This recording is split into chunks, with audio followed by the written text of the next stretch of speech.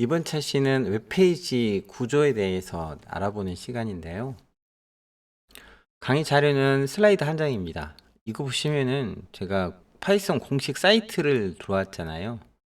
그 파이썬 공식 사이트를 들어왔는데 보통은 우리가 그 화면에 보는 것처럼 왼쪽에 이런 그 페이지 내용만 보는데 지금 이 화면은 오른쪽에 이상한 내용이 있죠. 이거는 개발자 도구라고 부르는 거고요. 크롬 브라우저에서는 윈도우라면 F12키를 누르면 개발자 도구를 볼 수 있습니다. 아니면은 HTML 페이지 내에서 특정 요소에 마우스 오른쪽 버튼 누른 다음에 검사라는 메뉴를 선택해도 오른쪽처럼 이렇게 개발자 도구 화면을 볼 수가 있습니다. 어, 사실 이게 필요한 이유가 웹페이지 내에 모든 요소를 다 우리가 원하진 않잖아요. 특정 요소만 가지고 와야 되는데, 그러려면 그 요소를 가지고 오기 위한 어떤 규칙을 발견을 해야 됩니다. 그러면 당연히 화면에 이렇게 보여지는 거를 보여진 대로만 뭔가 찾을 수는 없겠죠. 실제 소스 코드가 어떻게 돼 있고 그 소스 코드에서 어떤 규칙을 통해서 요소를 가져올지를 결정을 해야 돼요. 그래서 개발자 도구 화면을 보는 건 필수라고 보시면 되고요. 이거는 크롬 브라우저의 화면인데 F12키를 누르는 것은 크롬과 사파리 브라우저 동일합니다. 둘 다 브라우저 렌더링 엔진을 웹킷을 쓰거든요. 그래서 동일한 화면을 볼 수가 있고요. 크롬 브라우저가 또는 이제 사파리 브라우저가 아닌 그냥 엣지 브라우저로 쓰신다면은 웹데이터 수집할 때는 엣지 브라우저보다는 크롬 브라우저를 이용해서 요소를 찾는 게 더 편해요. 그래서 엣지 브라우저를 설치하실 것, 엣지 브라우저가 아닌 크롬 브라우저를 설치하실 것을 권장드립니다. 실제 요 사이트 한번 들어가서 좀 더 자세하게 설명해 보겠습니다. 저는 크롬 브라우저를 실행을 시켰고요. 크롬 브라우저에서 파이썬 공식 사이트로 들어가 보겠습니다. python.org 들어왔는데 여기에서 보시면은 F12키를 눌러도 개발자 도구를 볼 수 있고요. 뭐 어떤 찾고자 하는 요소에서 마우스 오른쪽 버튼을 클릭한 다음에 검사 버튼을 눌러도 됩니다. 그러면 이렇게 오른쪽처럼 개발자 도구 창이 뜨죠. 개발자 도구 창은 지금 디폴트로 엘리먼트가 보여지는데 항상 엘리먼트가 보여지는 건 아닙니다. F12키를 누르면 또 다르게 보여지기도 하는데 저는 아까 화면에서 입력 양식의 오른쪽 마우스 버튼 누르고 검사를 눌렀기 때문에 요소를 직접 볼 수 있는 화면으로 보여지는 거고요. 그래서 엘리멘트 탭이고, 엘리멘트 탭이 아닌 뭐 소스나 아니면 콘솔 탭 등도 볼 수 있습니다. 평소에 소스 탭을 볼 일이 그렇게 흔치는 않고요. 요거는 개발자가 자바스크립트 코드 등을 여기를 통해서 볼 수가 있습니다. 콘솔은 이 페이지 에러 메시지 등을 볼 수가 있고요. 네트워크는 이 페이지가 로딩 되는데 얼마나 시간이 걸리는지를 볼 수가 있고, 보통 웹데이터 수집할 때는 다른 것들은 거의 안 본다고 보시면 되고요. 요 엘리멘트 탭 하나 보신다고 보면 됩니다. 그리고 엘리멘트에서 마우스를 이렇게 움직이면 움직일 때마다 왼쪽에 하이라이트 되는 부분이 조금씩 달라지죠. 그래서 현재 요소가 어떤 부분인지를 직관적으로 알 수 있게끔 도와줍니다. 저는 여기서 어떤 걸 선택했냐면은 지금 아이디가 아이디 서치 필드라는 요소를 갖는 걸 선택을 했거든요. 이 부분을 좀 더 확대를 해볼까요? 자, 제가 파란색 박스를 친 이만큼은 하나의 요소라고 부릅니다. 요소라고 부르고요. 이 요소는 어떤 거로 구성되어 있냐면은 태그의 이름, 태그는 이렇게 꺽쇠로 둘러싸진 것을 태그라고 합니다. 태그의 이름이 있고, 그 다음에 이 태그들은 속성이 있죠. 속성들이 있고, 그리고 속성의 값이 있겠죠. 일부 속성의 경우에는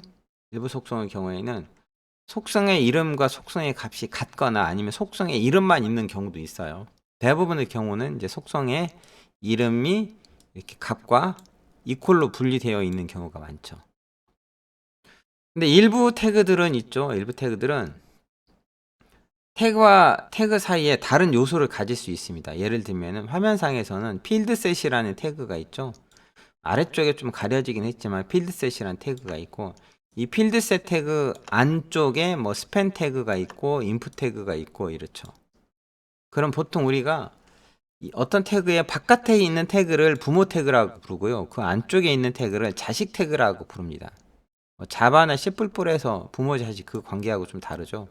바깥 태그를 부모 태그, 안쪽 태그를 자식 태그라고 부르고요. 태그와 태그 사이에는 다른 태그가 들어가거나 아니면 뭐 때론 주소기 들어갈 수도 있고요, 아니면 다른 태그 컨텐츠가 들어갈 수 있습니다. 근데 전체적으로 태그 시작부터 태그 끝까지를 다 뭐라고 부르냐면 엘리먼트라고 부르죠. 그래서 엘리먼트의 구성 요소는 뭐가 있냐면 태그 이름이 있고요, 그 다음에 속성이 있습니다. 그 다음에 태그와 태그 사이에 태그 컨텐츠가 있고, 이 태그 컨텐츠는 다시 HTML 요소가 될 수도 있고요, 단순 텍스트가 될 수도 있죠. 이렇게 어떤 문서에서 내가 찾고자 하는 요소의 엘리먼트 정의를 볼 수가 있어야 돼요. 그래야 그걸 기반으로 나중에 이 요소를 찾거나 제어를 할 수 있다는 거죠. 그렇지 않겠어요? 제가 이 시간에 뭐 HTML 문서를 만드는 방법 이런 것까지는 설명하지 않습니다. 굳이 업데이터 수집하는데 HTML 문서를 만들 건 아니거든요. 대신에 볼 줄을 알아야죠. 지금 꺽쇠로 둘러싸인 많은 것들이 있는데 이것들이 전부 다 뭐라고 있어요? 전부 다 태그라고 했죠. 이 화면에는 폼 태그라는 게 있고요, 그 다음에 필드 셋 태그, 스팬 태그, 레이블 태그, 인풋 태그, 버튼 태그 많죠. 태그는 어떤 거는 이렇게 닫는 태그가 존재하는 태그도 있고요, 어떤 태그는 닫는 태그가 없이 시작 태그로만 존재하는 태그도 있습니다. 그렇죠?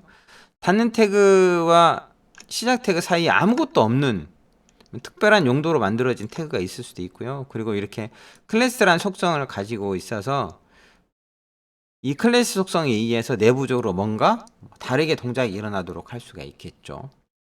태그와 태그 전체를 뭐라고 부른다고 했어요? 요소라고 부른다고 했죠.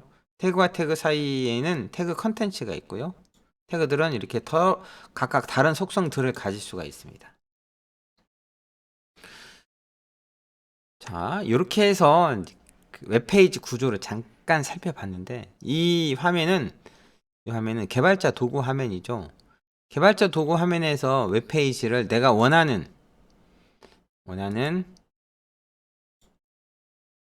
뭐 모바일 등의 크기로도 볼 수가 있습니다. 그러면 실제 개발자 입장에서는 이게 어떻게 보여주는지도 잘 알 수가 있겠죠. 우리가 볼 수 있는 건 뭐 굳이 그런 건 보지 않고 볼 필요도 없고요, 엘리먼트 요소만 보신다고 보면 됩니다. 참고로 엘리먼트들이 아이디나 클래스 속성을 가지는데 제일 많이 사용하는 게 이 아이디나 클래스 속성이에요. 클래스 속성은 이제 스타일을 부여할 때 많이 쓰고요, 뭐 아이디 속성도 스타일 부여할 때 쓰지만 주로 이제 그 이벤트 처리한다든가 할 때 쓰죠. 왜냐하면 아이디 속성이 값은 이 페이지 내에서 유니크 할 테니까요. 유일 할 테니까.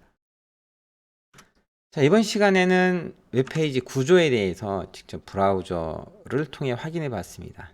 제가 F12키를 직접 누르진 않았어요. 왜 안 눌렀냐면은 지금 요 화면을 녹화시키는 프로그램이 F12키 누르면은 같은 키로 등록되어 있어서 종료가 돼 버려서 여기서는 F12키 안 눌렀고요. 여러분 F12키 누르면 뭐 따로 요소를 선택하고 검사 버튼 누르지 않아도 개발자 도구를 볼 수 있습니다.